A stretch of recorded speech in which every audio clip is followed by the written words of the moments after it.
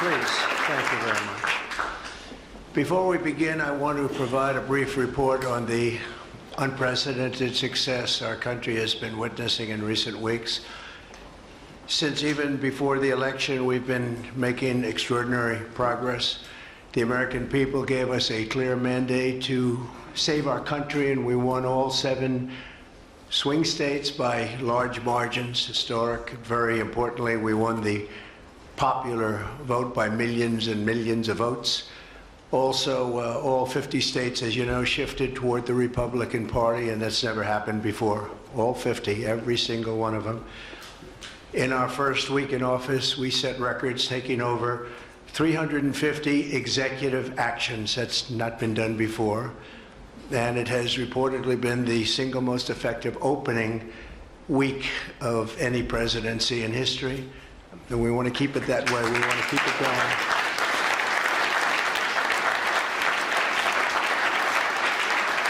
We want to keep it going. We've broken from decades of failed Washington policies and restored common sense and sanity to our government. We've unleashed American energy, and we've already achieved record low illegal immigration. As you see, there's nobody trying to get in. And that's what we've been waiting for a long time, and gotten woke ideologies out of our government and out of our military. The water has now begun flowing in California as we continue to increase the flow in coming days. Nobody's seen anything like that, and I've also taken strong action to regain control of the Washington bureaucracy. Just for clarification purposes, because it was incorrectly reported yesterday, we have informed the federal workforce, which they've looked to do for many years, that if they're working for the federal government, they must show up to the office on time and on schedule. We don't want them.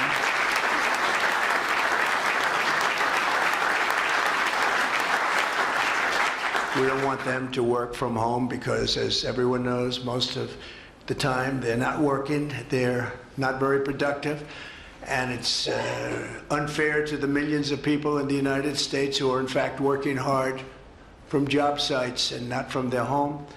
As federal employees, they must meet a high standard. They're representing our government, they're representing our country. If they don't agree by February 6th to show up back to work in their office, they will be terminated, and we will therefore be downscaling our government, which is something that the last 10 presidents have tried very hard to do but failed. Most of the people we're talking about have not been going to their federal offices in many, many years, from even before COVID, but they have nevertheless been paid. Some have worked, some haven't worked, and most of the studies say that some have just gone through the motions. We may ask these people to prove that they didn't have another job during their so-called employment with the United States of America, because if they did, that would be unlawful. As you understand, a lot of people are getting paychecks, but they're actually working other jobs, so they'll have to prove that to us, that they weren't. In any event, we're requiring them to show up to work or be terminated. We think a very substantial number of people will not show up to work, and therefore our government will get smaller and more efficient, and that's what we've been looking to do for many, many decades, frankly.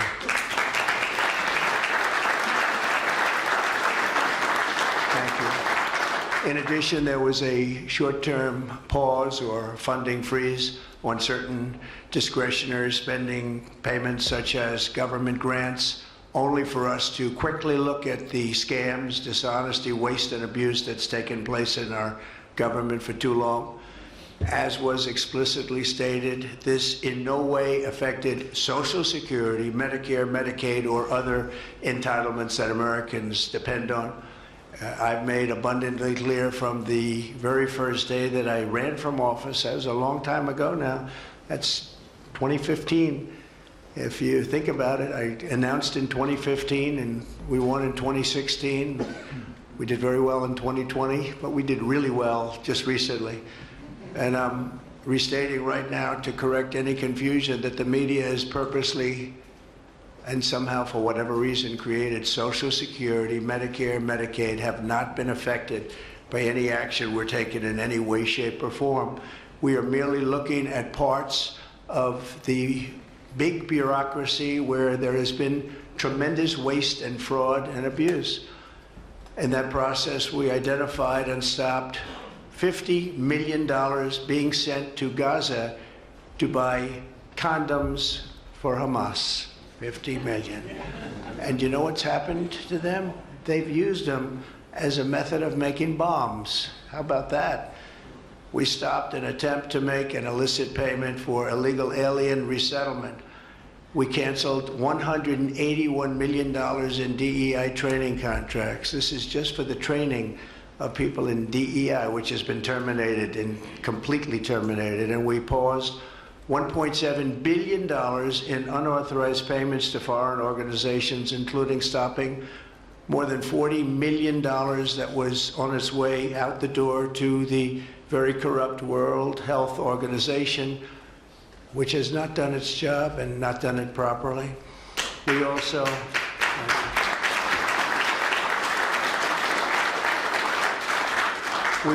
blocked $45 million for diversity scholarships in Burma. 45, that's a lot of money for diversity scholarships in Burma. You can imagine where that money went. These were the types of payments, and many others. I could stand here all day and tell you things that we found, and we have to find them quickly because we want the money to flow to proper places.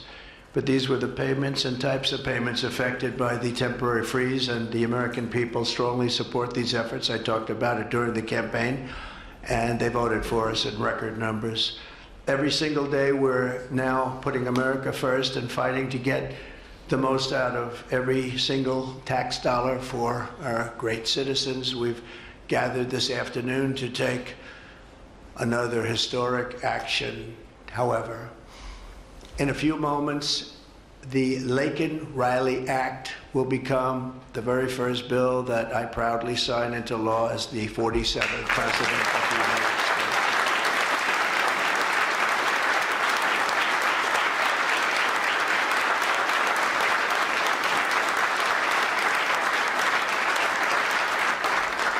Laken was a brilliant and beautiful 22-year-old nursing student from Georgia, the best in her class. She was always the best. They would say, Laken, how do you do this? And what do you do? They were always asking her questions. She was respected by everybody, even her teachers. They respected her so much. From the time she was in first grade, Laken knew she wanted to spend her time caring for others. That's what she did.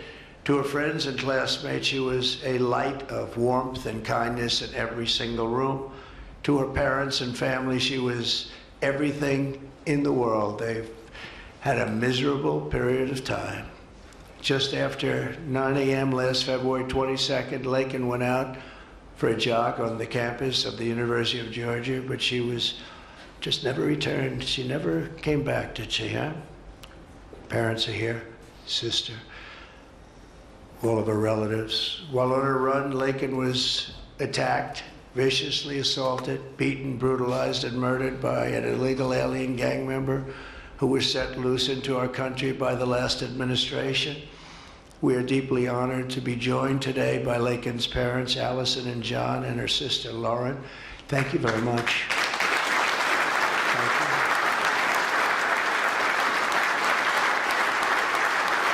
So sad. We were together right after that happened, and it's a tremendous tribute to your daughter, what's taking place today. That's all I can say, but it's so sad we have to be doing it at all. Thank you very much for being here. To Laken's family, we will keep Laken's memory alive in our hearts forever, everyone's hearts. With today's action, her name will also live forever in the laws of our country, and this is a very important law. This is something that has brought Democrats and Republicans together. That's not easy to do. Laken did it. Laken did it. America will never, ever forget Laken Hope Riley. The vicious criminal who murdered Precious Laken was an illegal alien member of the barbaric Venezuelan prison gang known as Tren de Aragua. He trespassed across our southern border in 2022, and was apprehended by Border Patrol, but under the cruel policies of the last administration, instead of being deported, as he should have been, he was released into the United States, as were millions of other people, many of them very dangerous people. And you see what we're doing, we're getting them the hell out of here.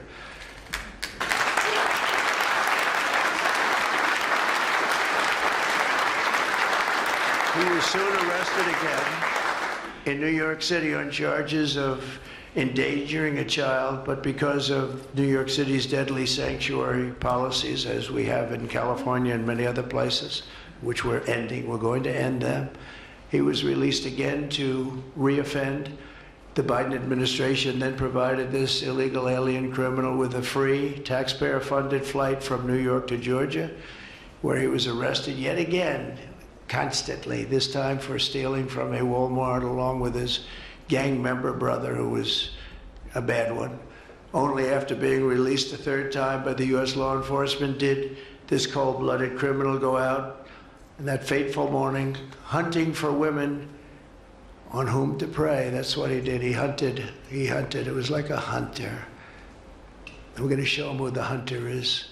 This horrific atrocity should never have been allowed to happen. And as president, I'm fighting every single day to ensure that such a tragedy never happens again. We don't want this to happen.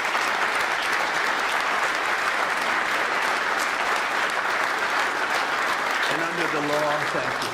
Under the law I'm signing today, the Department of Homeland Security will be required to detain all illegal aliens who have been arrested for theft, burglary, larceny, shoplifting, assaulting a police officer, murder, or any crime that results in death or serious injury. In addition, for the first time ever, this act gives state governments the ability to sue the federal government for immediate injunctive relief if any future administration ever again refuses to enforce the immigration laws of the United States, like happened for 4 long years.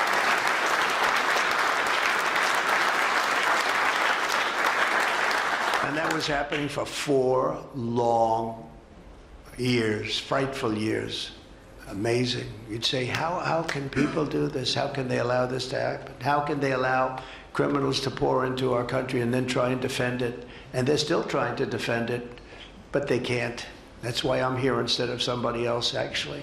It's the biggest reason. I believe it's the single biggest reason. Inflation was horrible. Many things were horrible during that administration. When you look at what took place in Afghanistan, the way they got out, not that they got out, but the way, so many things were horrible. But to me, this was the worst of all. It's a landmark law that we're doing today. It's going to save countless innocent American lives.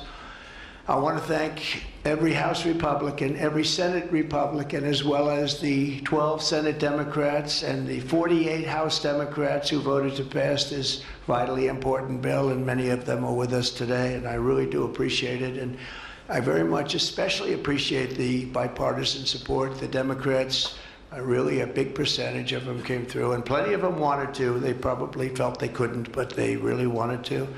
That they don't understand that would have made them a lot more popular, would have made them a lot better with their people. The ones that didn't are going to be sorry, because the people are not going to forget that they wouldn't sign. This is a perfect, incredible tribute to an unbelievable young lady. We're joined today by many great supporters of our new strong border policies, and they are indeed strong, including Vice President Vance, thank you, JD, the Secretary, Scott Bessent, who just got approved, by the way. Where's Scott? He just got approved. Scott, I'm very impressed. Got a lot of Democrat votes. Yeah. He got a lot of Democrat votes. That's great. I don't know, is that a good thing or a bad thing? I'll have to think about that. Secretary of Homeland Security, who's going to be fantastic. I know her so well, and I know it's probably not complimentary because she is a woman, but she is tough. Where is she? Where is Christy? Christy, great. Stand up, please. You have such an important job to do.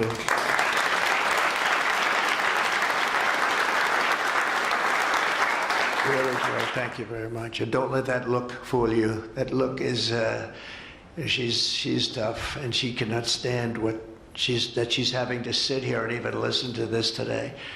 Another one who's done a job like nobody that I've seen in a long time, Tom Homan. He's my friend, but he is something special. He's something special.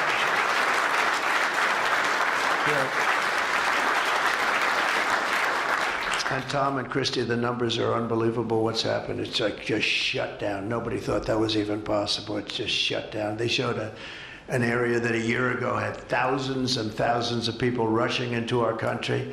And today there was nobody there. It was like a beautiful sight. And also Senate Majority Whip John Barrasso. Great guy. Great guy. Thank you, John. And I also want to thank the bill sponsors, Senator Katie Britt. Katie, thank you, Katie. And Congressman Mike Collins. And Mike, you were fantastic from Georgia. He took this, he loves this state, and he took this very personally. So it's, thank you very much, Mike. As well as Senate Judiciary Committee Chairman Chuck Grassley. Chuck is here someplace. Chuck, thank you very much. You look great. And House Judiciary Committee Chairman Jim Jordan, who's a special guy, special man. And House Homeland Security Committee Chairman Mark Green. Thank you very much. Thank you, Mark. And we have many other congressmen and senators, but I'm not going to introduce because this is about your daughter.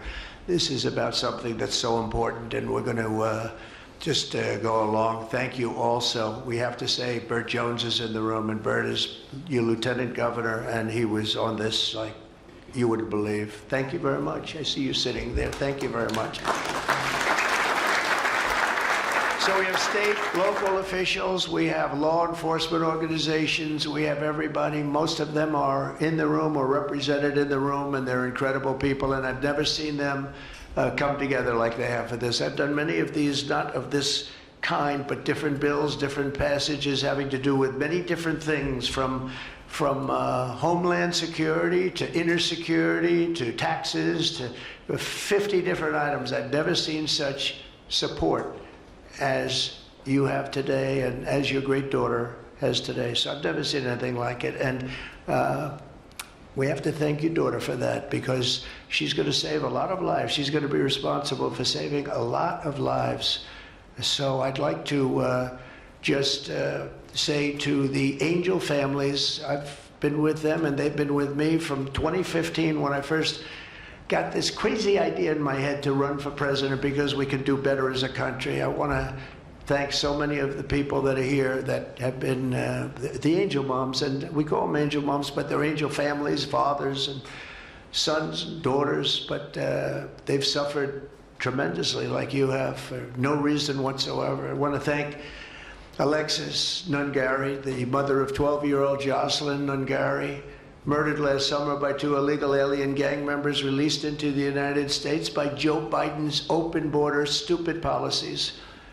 And thank you very much, Alexis. I want to thank you very much. We had an amazing trip, and it was really special to meet you and your family. Appreciate it very much. So sad we have to be here, frankly. And Jocelyn, as you know, is in our hearts as she was then. It was an amazing day we had, a great day. But it was a day of celebration of somebody that unfortunately won't be with us. But she is with us now, you know that. Here also is Patty Morin, the mother of Rachel Morin, killed 2 years ago by an illegal alien who was let into our country by the last administration's ridiculous, weak policies. Open border, can you imagine? When I heard open border, I said, oh, that's terrible. They're going to release their prisons all over the world. They're going to release their prisons into our country. That's exactly what happened. Patty is joined by Rachel's brother, Michael, Rachel's daughter, Clementine, and sister-in-law, Shannon. Thank you all for being here. We appreciate it very much. Thank you very much. Thank you.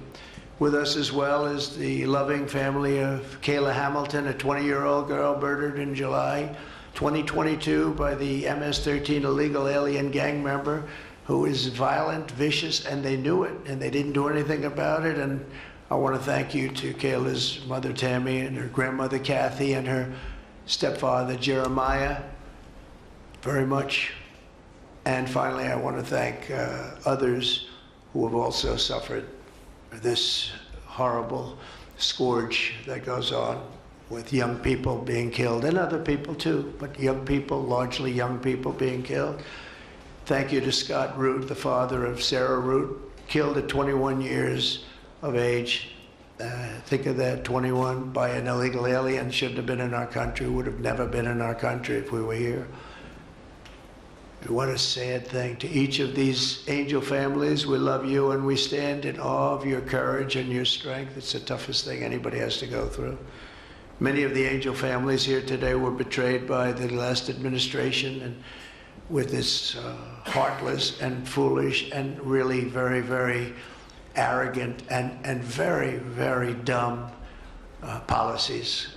Policies that aren't even believable when you talk about common sense. I say we're the party of common sense, but the Democrats also, they have plenty of common sense, and that's why so many are here today and so many supported what we're doing. The very government that was supposed to protect their daughters instead opened our borders and transported the world's most dangerous criminals straight into their communities.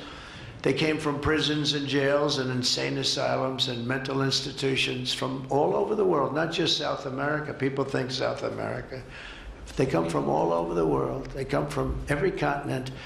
And they came here by plane, and they were loaded onto buses, and they were driven right up to our border, and they drove right through the border, and nobody even said a word to them. And in those buses and those cars and those trucks were some of the meanest criminals anywhere in the world. As of last September, 425,000 illegal alien criminals were roaming free, including 13,099 convicted illegal alien murderers, of which about almost 50% killed more than one person, and they were roaming all over the country in our farms, in our cities. Under the Trump administration, we're moving with urgency and speed to get these vicious and violent criminals the hell out of our country and to restore law and order to our suburbs, our cities, and our towns. And we're going to do it with Tom and with Christy and with all of the people that are working so hard on this. This week, compared to a comparable time a year ago, think of this, the number of illegal border crossers has already fallen by more than 100%. And because the election was coming, they started getting a little bit tougher on the border. They tried to follow our policies, and they did much better, but it still was horrible. The numbers were still horrible, so that's 100% over those. They only did it because of the election, so they knew what they were doing was wrong.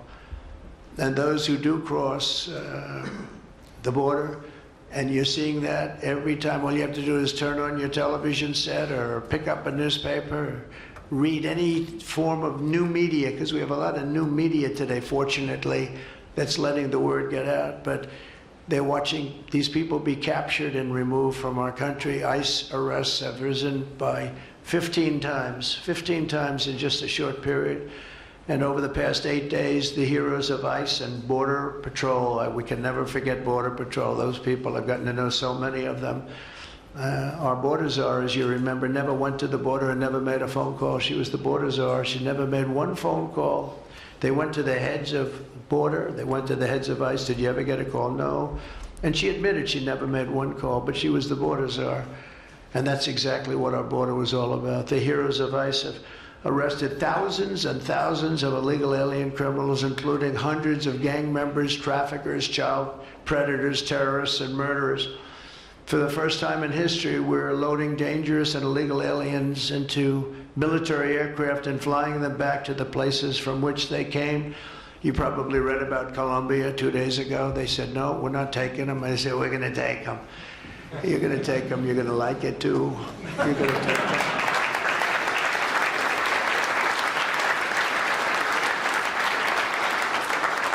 They talked about, we're not going to take people that are in shackles. I said, well, but the people that are in shackles are murderers, they're drug lords, they're rapists, they're very tough people.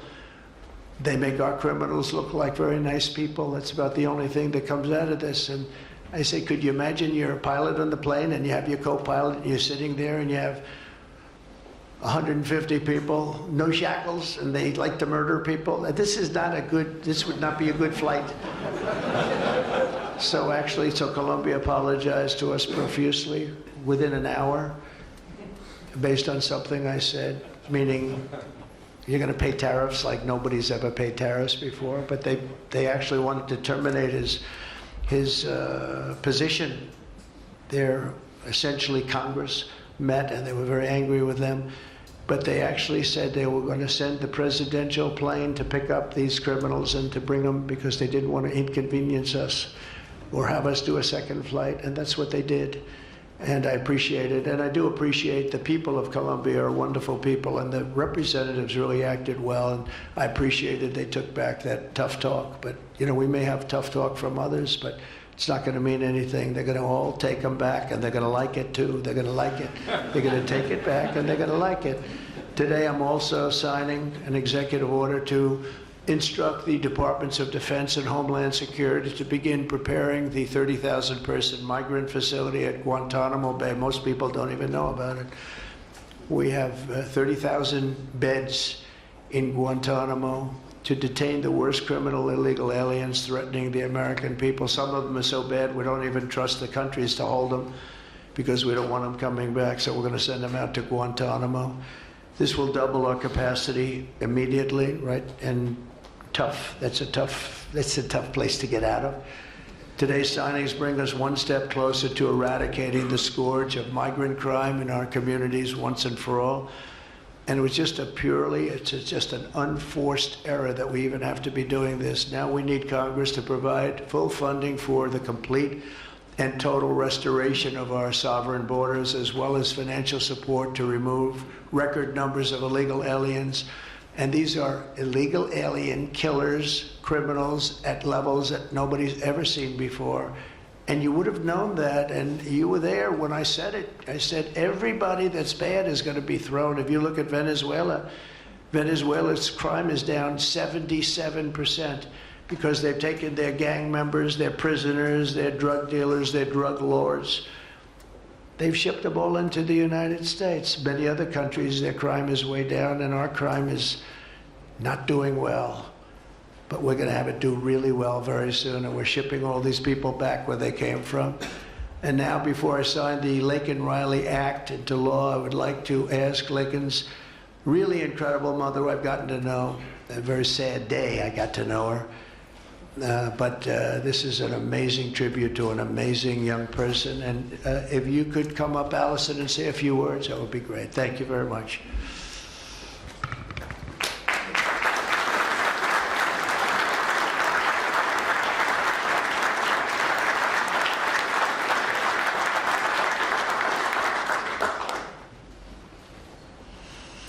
Thank you, Trump. We would like to thank Senator Katie Britt for her diligent bipartisan work to get this bill through the Senate. We'd also like to thank Congressman Mike Collins for his unwavering passion and for leading on the Laken Riley Act from the start. Our family will forever be grateful for the prayers of the people across our nation and for helping to get this legislation into law. We also want to thank President Trump for the promises he made to us. He said he would secure our borders and that he would never forget about Laken. And he hasn't. He's a man of his word. We trust that he will fight for the American people. Most importantly, I want to thank our Lord and Savior, Jesus Christ, because without his sacrifices, Laken's story would have ended on that horrific day that she was taken from us. But because of him, we can continue living knowing that we will see Laken again. There's no amount of change that will ever bring back our precious Laken. Our hope moving forward is that her life saves lives. We're so thankful that her passion for helping others and her legacy for doing good in the name of Jesus Christ will carry on. Thank you.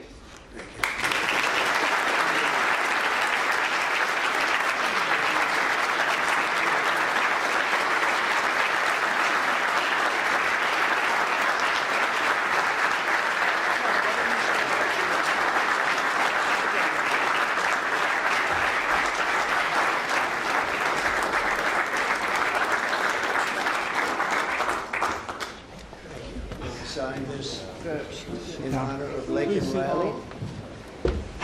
Come on up here, some of the people that we love that have been so instrumental. Okay?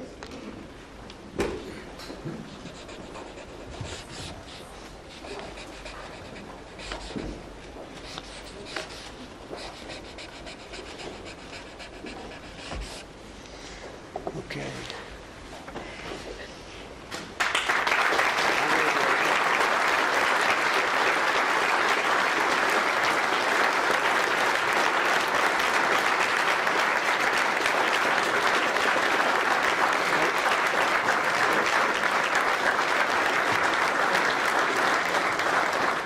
Thank you. Mr. President, government funding, can you take a quick question on government funding, the pause? I don't think this is appropriate time, really.